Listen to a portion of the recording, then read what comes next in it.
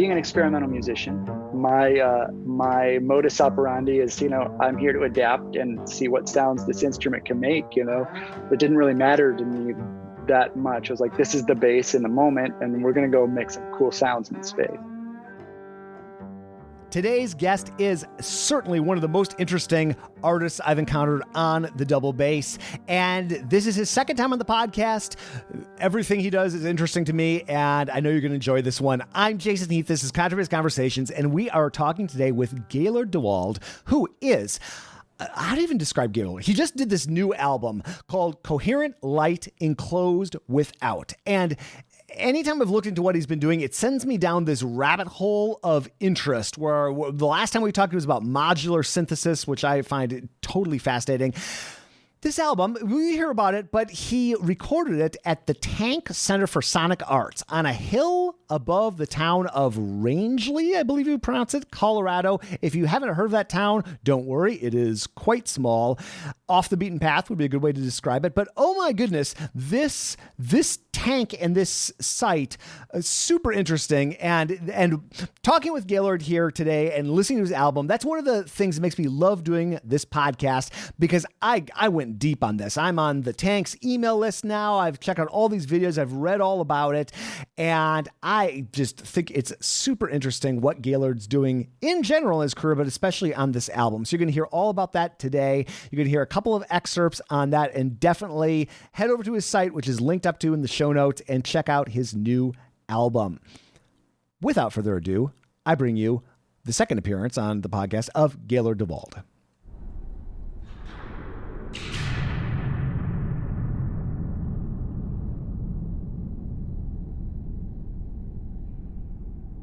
Where are you from originally? Because your bio says the high plains of the United States or something like that. Which that's right. So where are you from? Grand Forks, North Dakota is my hometown. I don't know if we talked about that. So, but I'm a fellow Dakotan, South Dakotan. Oh, really? So, yeah, South Dakota. Yeah. Well, so you got the warmer weather then.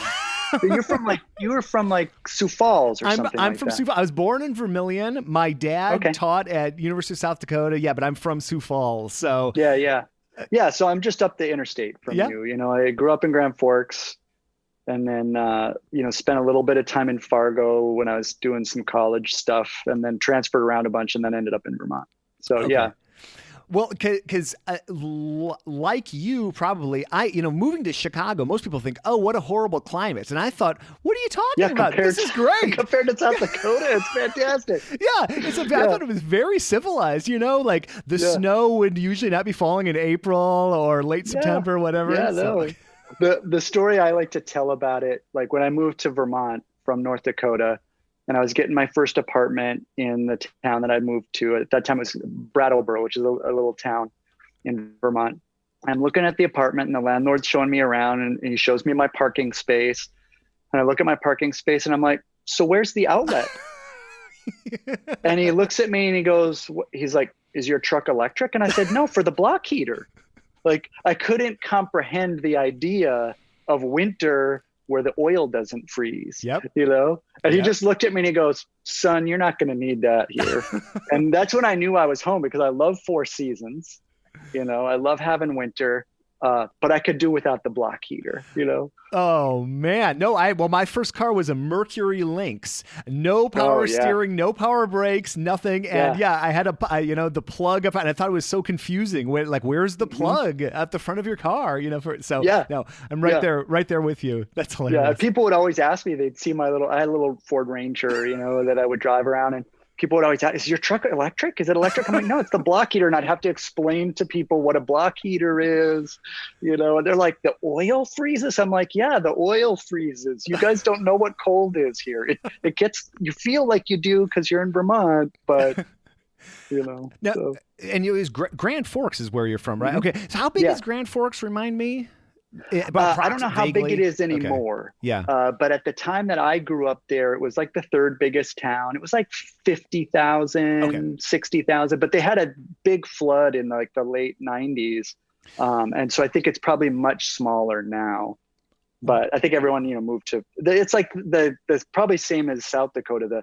population kind of drains from the western part of the state, and then the next generation they're living in the eastern part of the state, and then the people who grow up in the eastern part of the state end up in Chicago or Minneapolis or something like that.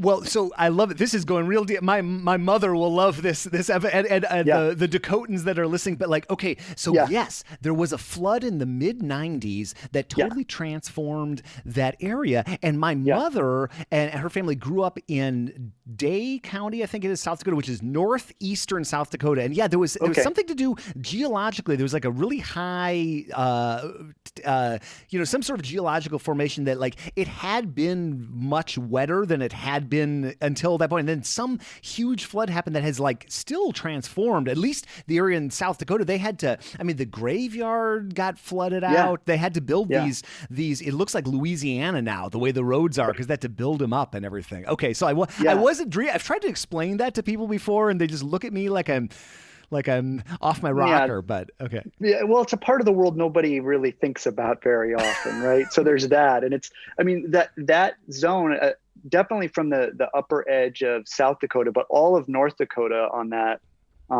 eastern edge is all the bottom of Lake Agassiz, right? So it's a glacial lake bed to begin with, and so you add any kind of like extra water, faster draining, put a couple bridges that block some ice flows. And once the water skips the banks, which it did in that like flood in 97 or, once it gets over the bank, there's nothing to stop it. Like it's flat for 100 miles in every direction. So once it skips the banks, it's game over, so.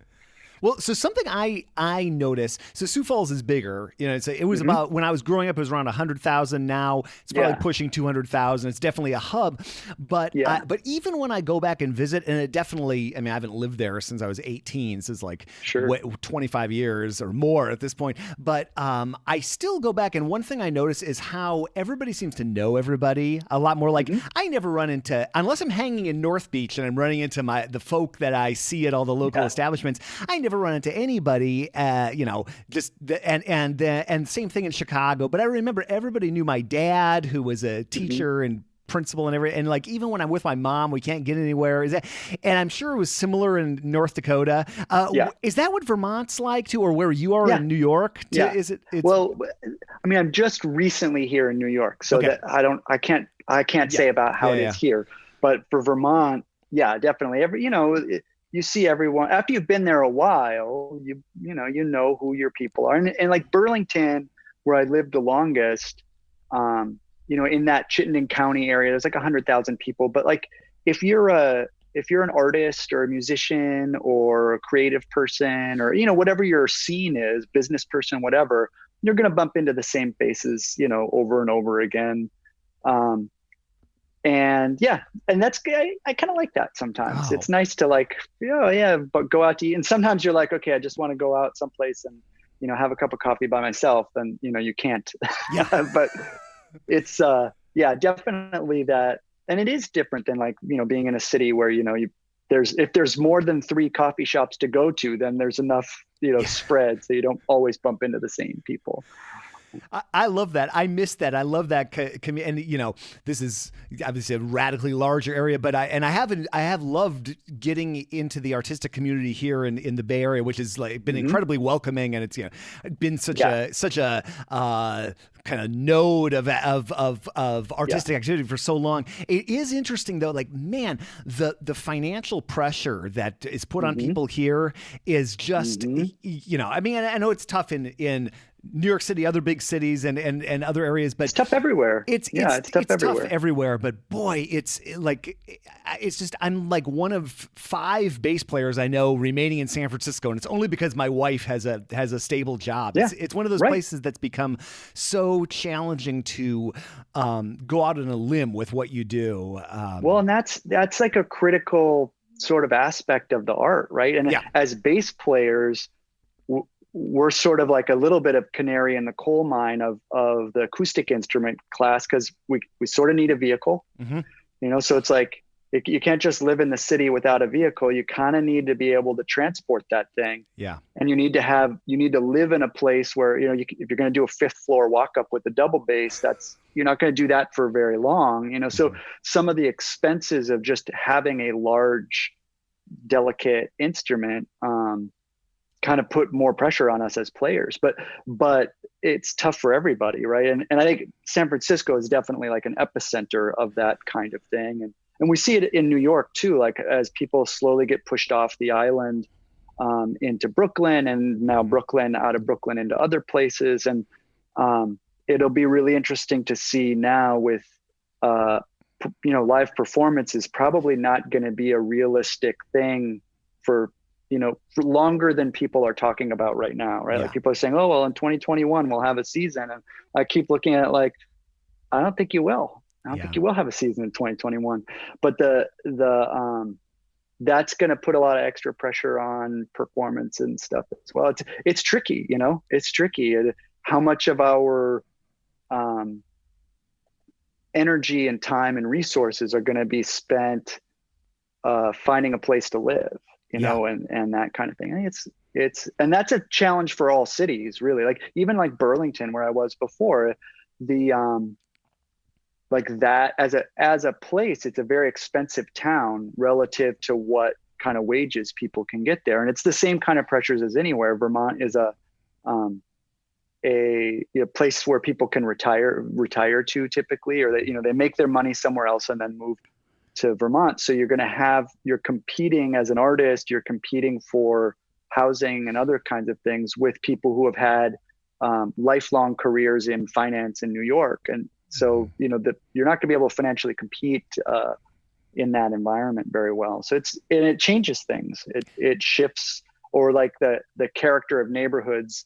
Like in Burlington, there's a neighborhood called Pine Street, where it was like sort of the last light industrial zoning. And so you could have studios and make noise and have artists and that kind of thing there. And that's sort of its character. But over time, like those buildings are, they've been turned into a couple of breweries, or you start to, turn them into, it hasn't happened yet, but you could see the condos are going to, they're going to happen in the next 5 years. And once they're, and everyone's got a right to live somewhere. So it's like, that's a tough call. But once there's a population there, and the nature of the neighborhood shifts from a group of people who produce things like art or small machine shops, wood shops, and music, when you shift from that production space to a retail environment where there's lots of people around, then suddenly things like noise become a problem.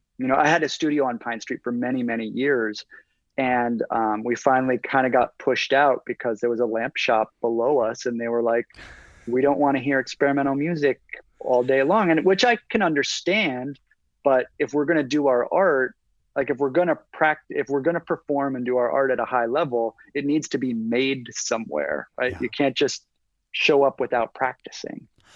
So I would love someday, when this is largely behind us and you're in San Francisco again, I would love to take a walk with you on the southeast waterfront in the city of San Francisco, because like what you're describing there, like Dog Patch is a good example of this neighborhood here, where there have traditionally been a lot of studios in these abandoned industrial facilities going back to when San Francisco was a thriving port, before container shipping. And now it's literally the Golden State Warriors. Their stadium is there. It's all these like incredibly high end, and this being such a tech epicenter, it's like some of the most obnoxious companies and sort of troubling companies. Uber has taken over a huge chunk of that land there. And San Francisco in the fall, traditionally, probably not this year, but has this 5-week art span. San Francisco, it's called, and every weekend profiles a different neighborhood, and you get to go in and see visual art typically, but and so I've been to some of those, and I went to one in Dog Patch, and it was like the last one of those old school buildings, like 4 stories full of probably 100 at least different studios, and there are all these signs on there saying that they're being relocated somehow by the city, that's being torn down to be whatever, Uber's parking lot or who knows. And it's like, the city, I don't see this being recreated, in the city in any sort of municipal way. It'll never return, right? Once the artists have been pushed out, it'll never come back. I mean, it'll come back, I don't know, in like 100 years or something, after all of this becomes, artists, we end up being the people who like reclaim, we're like the front end of gentrification. Like we are the problem, in that way, like, because we move into a neighborhood and make it feel safe or feel cool for Uber or breweries or retail. And then once it feels safe to those people, they come in and then it's over. So like, we are a part of the problem. That's, a difficult thing to figure out too. It's like, how do you say, okay, I do need an inexpensive place to rehearse my own art, or like a chamber ensemble or something like that. You can't just do it, in some place. But how do you integrate well with the existing community in a way that doesn't turn it into gentrification? Those are like real city problems that artists, I think that typically we don't do as good a job as we could of like assessing those kinds of like aspects of like civic placemaking, I guess is sort of the discipline for that. But I think also like now with the shifts that we're going to see from COVID, and with people having a greater awareness of what it means to be in a community, I think there'll be some interesting opportunities for us all to like participate in those conversations if we want to, and I think it's important that we do. Yeah, no, 100%. Yeah, it'll be really interesting to see, trying to stay off the news because it just stresses me out and there's nothing I can do. But when I do dip in, like the first rent drop in the last decade happened this month in San Francisco, and all these, and there's a little bit of schadenfreude for me, just what some of these buildings that have been popping up that, it's like a studio starting at $5,500, all of a sudden they're offering is like 18 months free rent, so it'll, I think it'll be interesting because like what we know about COVID so far is that it spreads more when you're inside in a building with air conditioning. And that's all of that commercial real estate in San Francisco is that way. So, and if you had to pick which industries are better positioned to do remote working and work from home, these sort of tech job kinds of things are better situated for that. So I think there'll be some interesting outcomes there, who knows what'll happen. Who knows what'll happen. It's 2020. All bets are off. Nobody can guess what's going to happen next, Well, one of the things that I most love about doing this podcast, besides the fact that it's just fun to hop on and chat with people I know and friends, is like it's sort of a motivator for me to like I've had such a fun time going down the rabbit hole on the Tank and this place, which I might have popped up on my radar anyway, but it's like, oh, you got this new album coming out, and oh, what is this? This place sounds interesting. Oh, wait, Alex Ross wrote this article, and I was like, oh, now I'm on their mailing list, and I've like read everything about it, and oh my goodness, what a cool project. Could you maybe describe, because you will do a better job than me for sure, like what is the Tank? How did it pop on your radar, and what inspired you to make a trip out to northwestern Colorado? Yeah, so the Tank, I first became aware of it from that Alex Ross article. It had come out in the summer.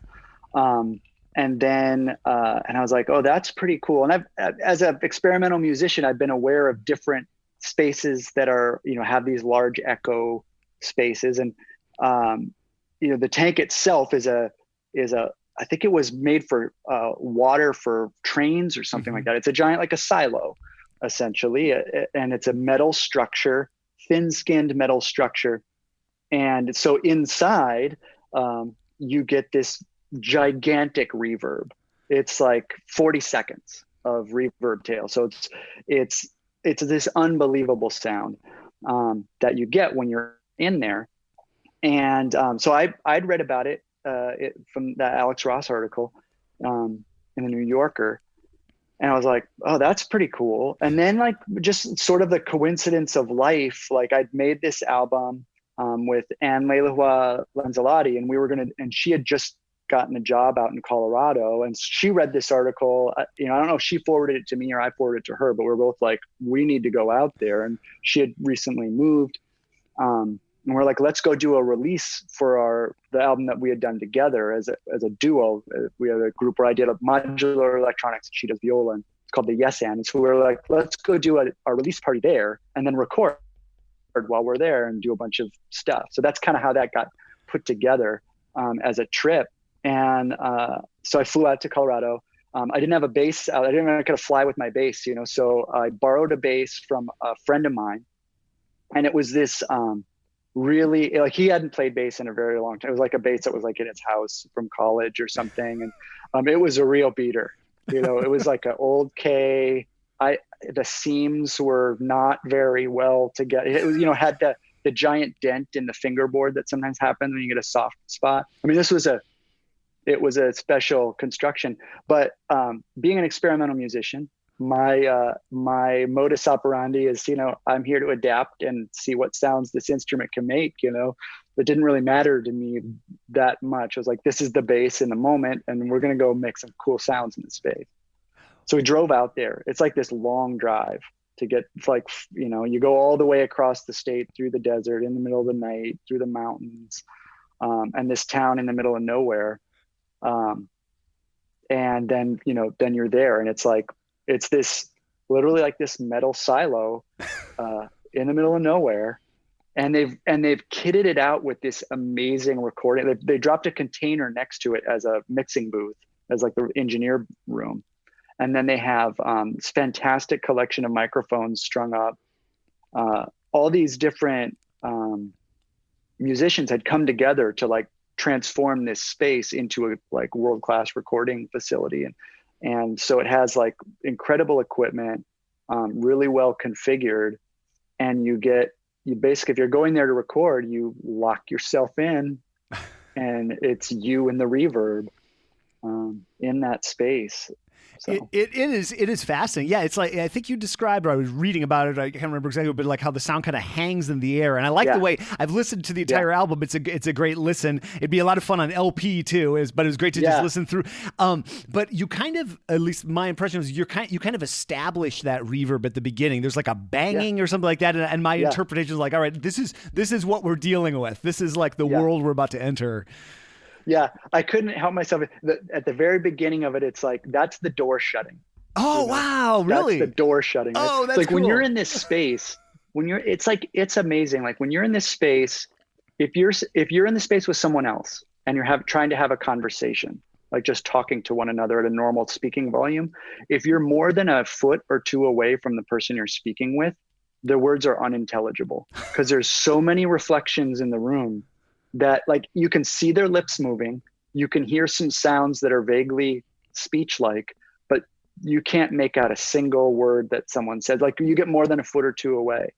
And the air is like, it's like the air is liquid. Like you can feel it. It's like you're in a swimming pool of sound when you're in there. And so when you're, and as bass players, right? So it's kind of like, when I was preparing to go out there, I knew sort of what I was like, okay, it's got a lot of reverb, and I'm thinking as a bass player, I'm like, what's the worst elementary school gymnasium I've ever played? Like, cause you're a bass player, like we know like echo, bass, reverb, it's not always a pleasant experience for us, And so to get ready to go out there, I had, so I have a lot of electronic stuff, and we've talked about that in previous episodes, but I hooked up a reverb pedal, my favorite reverb pedal by this guy in Louisiana, and it's called the Nimbus, and it's got a tremendously long delay, or a reverb tail. So I would practice, experimenting with sound on my bass at home before I went out with just this. I put on the biggest reverb I could, and getting used to like, what is that? What sounds work? What sounds don't? But then when you get there in the space, of course, it's not the same as playing with a pedal. It's a different thing altogether. But I was glad that I did all that work to kind of prepare for what kind of sounds can I make that will translate and how will it go. But also like the engineers on that, so make a big difference because they have their own engineer staff. So you can bring your own, but they have There's a woman who lives in the town who like literally grew up when she was young, like sneaking into this thing when it was just a tank on the side of town before it was anything. And she like grew up sneaking in there in the middle of the night and singing in the space. So she has this tremendous intuitive knowledge of how the space works, as well as like literally most of her life spent like singing in that space. She's the assistant engineer on this. And then the chief engineer is one of the guys who helped configure the equipment. So Greg Heimbecker, engineering, and then Samantha Lightshade as the assistant engineer. And she hung all the mics and stuff. She's amazing. So having those two people who are very knowledgeable about the space, selecting and placing microphones, and also, engineers who are familiar with recording kind of experimental off the wall stuff, who are into it, sympathetic engineers, so it makes for it was a fantastic experience to do it, I was basically locked in there for a few hours. Wow. And exploring the way sound works in that space. Well, I was curious how you might have prepared for something like that, because it's not like we just have, or I don't certainly have my own 40-second echo tank I can go into. Okay. Yeah, totally. And using a reverb pedal to practice before I went in really made a big difference. Like for at least a couple weeks straight, all I did was like plug in the reverb pedal, put on my headphones, and I just dialed it up all the way. And this Nimbus reverb pedal has a really long setting on it. And so I just cranked it all the way, set it to all the way wet. And I'm like, and you quickly learn things like that are, I guess, obvious in hindsight. You're like, oh yeah, there aren't going to be any transients, like the beginnings of the notes aren't going to come through so well. So you need to plan for that. And you need to make space for it. Mm-hmm. As an improviser, one of the classic blunders of improvisation is always, maybe play a little, you're playing too much, or that kind of thing. So you quickly learn in a high reverb setting that very few notes, very few sounds to release at a time, because you're going to be living with whatever sound you make, you're going to be living with it for the next minute, because it's going to take that long for it to leave the room. So it's having sympathetic people behind the board, working with you. That's got to make such an incredible difference. Like for what I'm listening to, did you have? Well, I got a bunch of questions. What do I want to?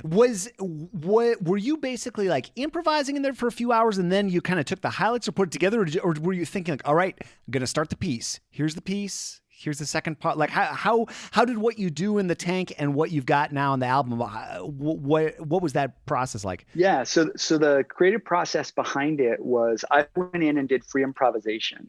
So actually like a few months before I flew out there in August, so I recorded it in like, I think late October of like 2017, I think. I can't remember the dates exactly now, but a few months before that, I'd spent a couple of weeks with Bar Phillips in the south of France doing free improvisation work. And so I'd been working up some interesting ideas there and new techniques. And then when I got to the tank, I used a lot of the kind of techniques I'd been working on in France. And I just did improvisation, free improvisation, a little bit of time just feeling out, how does this room sound? How do I work in here? And then working through different just free improvisation sounds that I wanted. And then afterwards, I went through the 2 hours or whatever of recording that I had and arranged the elements of it in a way that's like musically pleasing to myself. So I didn't go in there with like, oh, I'm going to play this piece and there's notes on a page or any of that stuff. I had kind of my bag of tricks, the sounds that I like to make. And then afterwards with the recording, arrange that in a compositional way that I feel has the flow that I wanted to it. So that's kind of how I put it together. Interesting. And it's like just nerdy technical questions, because I always love how knowing how people work. Like, what were you using software wise? Like, are you using Ableton Live to put things together, or Logic or Pro Tools, or like how? Yeah. I'm assuming you have this like giant multi-hour track. Like, how does that become the finished product? Yeah, so the studio themselves at the Tank, Greg and Samantha record in Pro Tools. Mm. I work in Logic because I'm an old tape head kind of guy, and so I work in Logic. So I just took the raw stems from them, and we had a bunch of different microphones, and I selected which mics, afterwards, basically, that I'm gonna, employ. And then I just cut and splice, kind of the same as if I'd recorded on tape, like go through and find the spot that I like, put it together. Just based again, like compositionally on, do I like the way this sound is adding together? I know that it's got to last for so long. And, but what was interesting is, again, you've got these 40 seconds worth of reverb. So it's not like you could just like cut it anywhere, you have to choose where you're cutting and how you're blending across the way. But for software, when I'm editing and recording, I use Logic. I keep meaning to learn Ableton because all my friends do, and they love it. And I do use Ableton for some projects. I do electronics frequently for a piece by Sarah Kirkland Snyder called Penelope, and it's for chamber ensemble and live electronics, and that part is an Ableton part. So I definitely have familiarity with it from doing those projects. But for my own use, I'm just faster. I know all the shortcuts and all the stuff, And then I do inside the box and outside the box. So some of the stuff is in the computer, and then I also have a lot of hardware, compressors and EQs and the kinds of things that you would use in a studio. And I like to mix and match both electronic, in the computer world stuff, but also, circuits and that kind of thing. Were you using any outside electronics for this? No. Okay. In the recording itself, it's all just double bass in that room. Yeah. And then like when I was mixing, I used like a couple compressors and EQs and stuff, like just like you would normally in a normal thing. And then from there, I sent it on to master disc for mastering. Scott Hall, who's a kind of a famous engineer, and has probably the most experience with doing mastering for vinyl at this point. He does all the John Zorn stuff for Tzadik. And so he did the mastering as well. So it's, again, another engineer who's like sympathetic to the kind of music that I'm making, but also it would be difficult to find someone, he's got his own lathe cutter to cut the lacquers, which is a phase of the record making process. So it's done right. Wow. So, yeah. Wow. Yeah, it was fun. Yeah, I'm sure. It's so cool. And so 2017 was when you actually went out and put this down. Okay. Yeah. Okay. Yeah.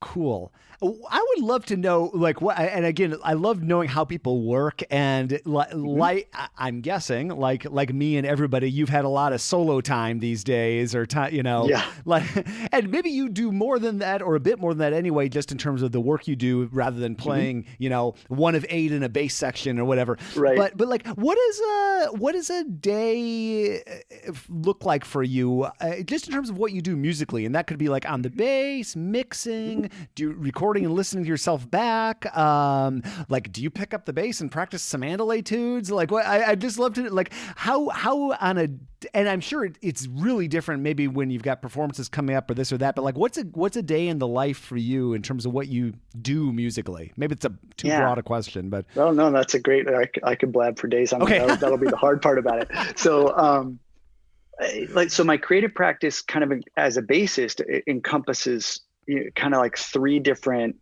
zones. There's like compositional things where I'm playing works that have been written down, either many of them I've commissioned a bunch of pieces for myself by different composers. So if I'm getting ready to play one of those, I might be working through that material.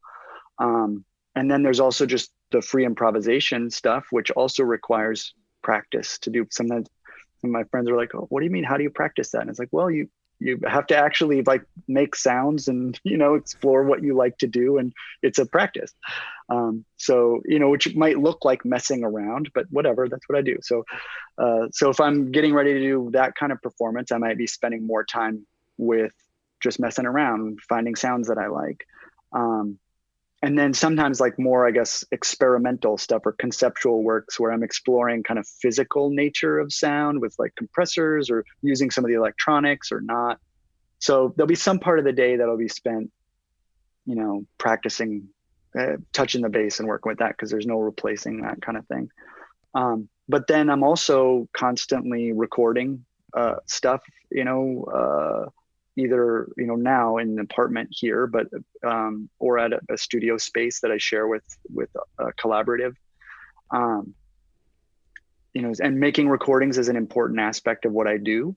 I kind of decided early on that like having the technology to make my own recordings at a level that I appreciate is an important thing. Like not having to ask for permission to make recordings from someone else, I think is a really important element. And right now, especially, I'm pretty glad about that, because it's, nobody can really go out, and I can like walk up to my shelf and pull down a ribbon mic and go to work on it. I've got all the gear, and so that in many ways, like it's not any different. It's just like at this point in time, I recognize even more so how great it is to have that, have put the time in and put the money into getting the gear and spending the time to learn how to use it.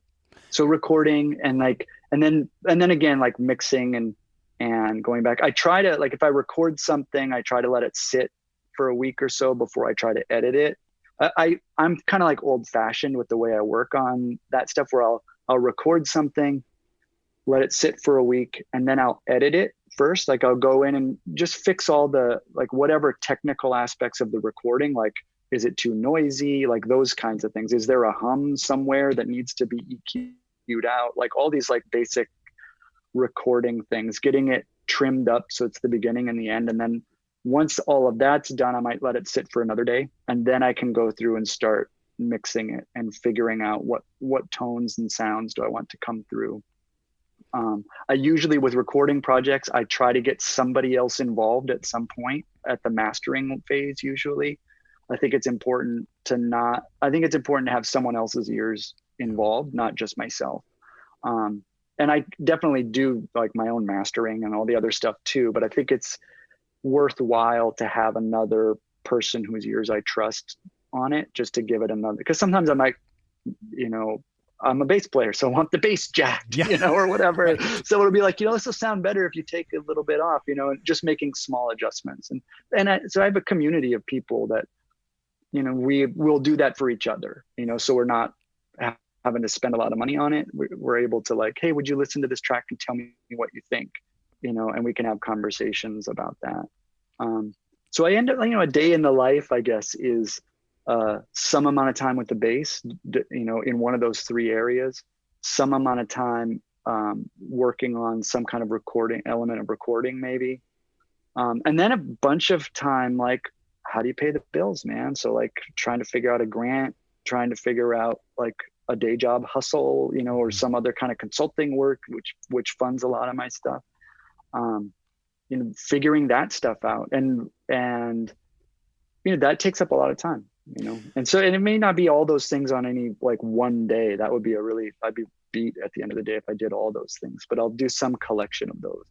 It's very similar to what I do. There's time spent in front of this device I'm talking to you on now, editing in some capacity, time actually making something, sketching things out, writing, time doing consulting work, bill paying stuff. And like, I have a flow I like for that in terms of just the day, like, do you, if you, in an ideal setup, when you don't have outside engagements, do you kind of, when do those various things take place for you? Like for me, the most creative stuff for me, it's got to be like 8 a.m. to 11 a.m. That's my good time. And then I'm okay, but I sort of fade away. Like the best ideas for me are right after the sun has come up.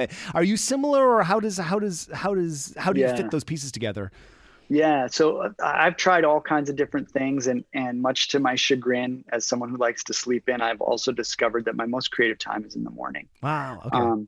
So I do like to spend, if I'm going to do something super creative, I like to do it more so in the morning. And then, after lunch, the after lunch slump, that's a good time to do all the emails, maybe like work on a grant proposal, that kind of thing.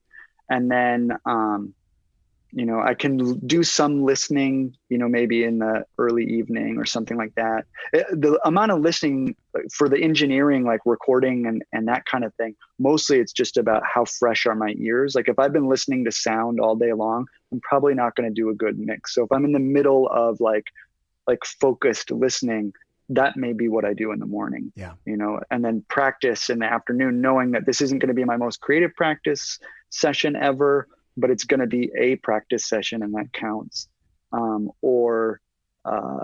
Or like that's going to be a time I'm going to work on just some like exercises and stuff. I've given up on Samandal. I haven't done Samandal in a very long time. That's okay. Me too. I mean, I think I could still play the A minor one on the electric bass because I learned it as a kid. And so that's just all muscle memory now. But sometimes I will take out like technique books and stuff like that. I've loved a bunch of like the Mark Morton stuff. So I'll bust out some like Mark Morton torturous exercises and work on some of those just as like things that like a normal orchestral kind of bass player might do. Because again, I do perform composed works, and I would like to keep those elements as part of my bag of tricks, as well. But it's a real mix of everything. Like I'm fortunate. I mean, it's taken me a long time to assemble the skills and the gear and all that, but in some ways it's sort of like I'm just coming into my stride, where it's like this time and effort I've spent learning recording technology is really paying off, particularly right now when access to recording studios isn't available anywhere. And also these different elements of double bass performance, I don't do like orchestral section work, but composed works. But also I'm equally comfortable in a jazz, like a normal traditional jazz setting. It's not my favorite, but I can do it. And if you do a lot of the more weird out stuff from the back of the real book or whatever, then I'm loving it. And then also these kind of experimental things. So it's allowed me to have a lot of really fun collaborations with a wide variety of players. And right now, where we can't perform together and can't work together, it gives me a lot of, work in a way of like, I can actually still be pushing projects forward. Yeah. Well, I can't wait to see the next project because it's really cool. And I remember it feels like it was just so recently, but I guess it was like 3 years ago, 2017 ISB Ithaca. I think you may have been the first person I did an interview with at that convention. But I remember we found like against a window or something.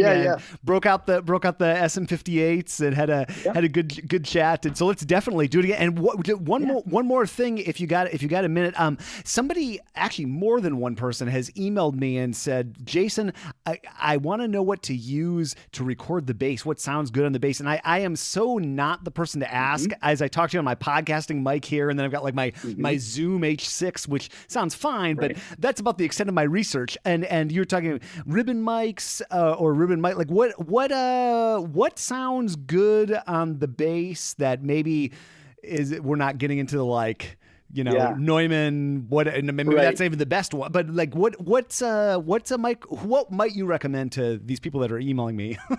I'll say two things. One is whatever mic you currently have is going to be great.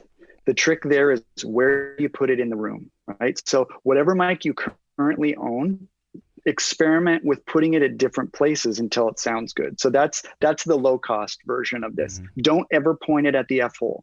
That's the worst. You're going to get the worst sound of the double bass ever in the world if you point the thing at the F hole. I find for the basses, my good bass, the best sound that I like out of it is kind of over the lower bout of the instrument. But experiment with that, because you'll get a huge difference just on that. Whatever crappy mic you have will probably be fine. Just put it in a different spot until it sounds good. So do the research on that. And that's something that I've done with tons of mics and everything else.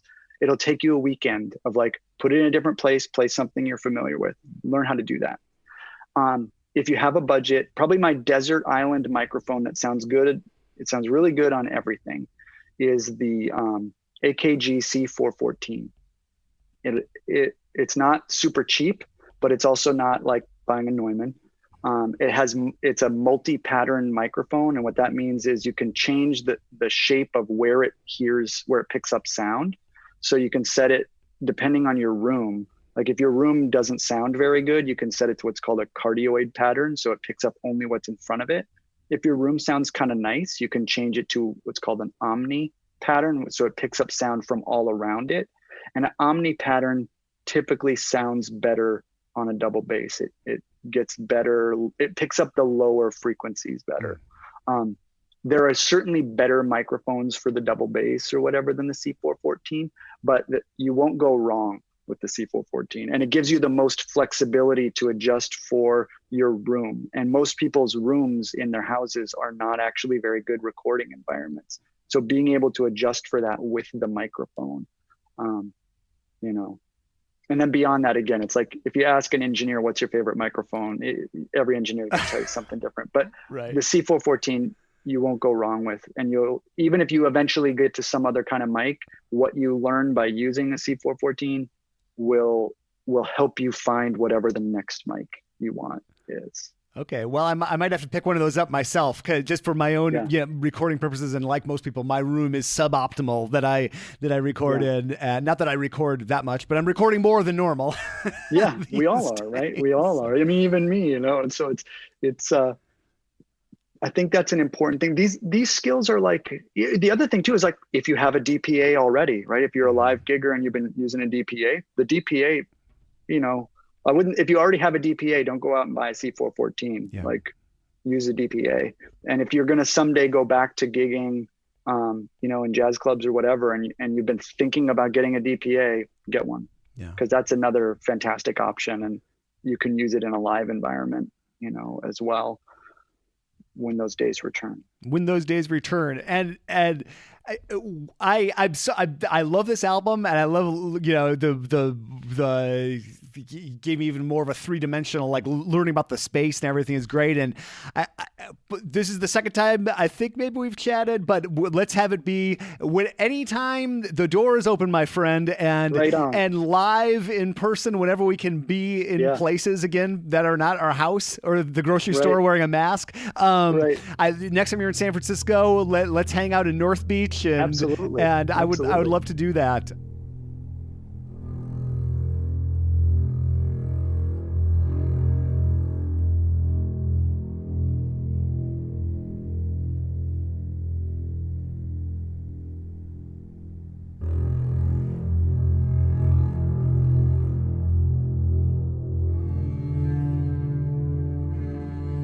Gahlord, thank you so much for chatting. Folks, check out this new album and everything he's up to at GahlordDewald.com. I love what this podcast has me do, makes me do, inspires me to do, which is reach out to friends, new and old, and learn about their projects and listen to new music. And it expands my horizons as an artist, makes me check out new and interesting things that I might not have otherwise. So it's a good self-improvement project that I get to put out in the public. That is super cool. If you can find something in your life that hits a couple levels like that, it's good for you, and it might be good for others, whether that's one other person or 10 other people or 100 or 1,000 or who cares. If it's something that benefits you and you can put it out in the world in audio form, written form, video form, that's just a super cool way to live your life, I think. I try not to edit these outros, and these days, in order to try to do this podcast and also manage the other spheres, is the right word, of my life, I sit down and I do 4 of these every 2 weeks. And then I pass them along to Mitch Mooring to put them together. And the rest of the team has done incredible work on these episodes at this point. And then after I get done with these, but it takes an entire day. So by the time I actually record these intros and outros, that's like the last thing I do of the day. You might think it'd be the first, but I find that I actually have to write the show notes and I have to listen back and do all this to just sort of remember what was going on. And so I am loopy by the time I get to this point of the day. This is the 4th of 4, and I was hoping to be done 2 hours ago, and I always go way longer, even though I feel like I'm working as quickly as I can. So I have no idea what words are coming out of my mouth, so I should probably stop talking and just say thank you for listening. Thank you for being a part of this community. If this is your first episode, welcome. And if you've made it to the outro here, and at this point of the outro and listening to me kind of stammering incoherently, thank you for that. And I would love to hear from you. Whether you want to connect on social media, you can find all that at contrabassconversations.com. If you want to send an email, feedback at contrabassconversations.com. If when things start to happen in person again, whether that's 2021 or 2025, heaven forbid, or whatever, and you see me at an event, come say hi. I love to meet people that listen to the show. It's just super cool because it feels like no one's listening. I am just staring out this window and talking to myself like a strange person. But it actually goes out in the world. It's so crazy. So it's so great to hear from people that listen to the show, whether it's via email or social media or in person. That is great. Thank you for listening. Thank you to the team, Michael Cooper, Steve Hinchy, Trevor Jones, Mitch Mooring, and Krista Copper. And Mitch makes beautiful basses, and they win awards, and he might be able to make one for you if you get in touch, and you can do that at mitchmooring.com. By the way, Krista Copper has a super cool podcast too. We have that linked up in the show notes. Definitely check that out. And Trevor Jones has a really cool program called the Scholarship Roadmap. We did 4 podcast episodes about that few weeks ago, so you may have heard about that, but you can learn about all of these great people that work on the show and our guest at contrabassconversations.com. I'm your host, Jason Heath, and we will see you again soon. I got the tagline right, for more life on the low end of the spectrum.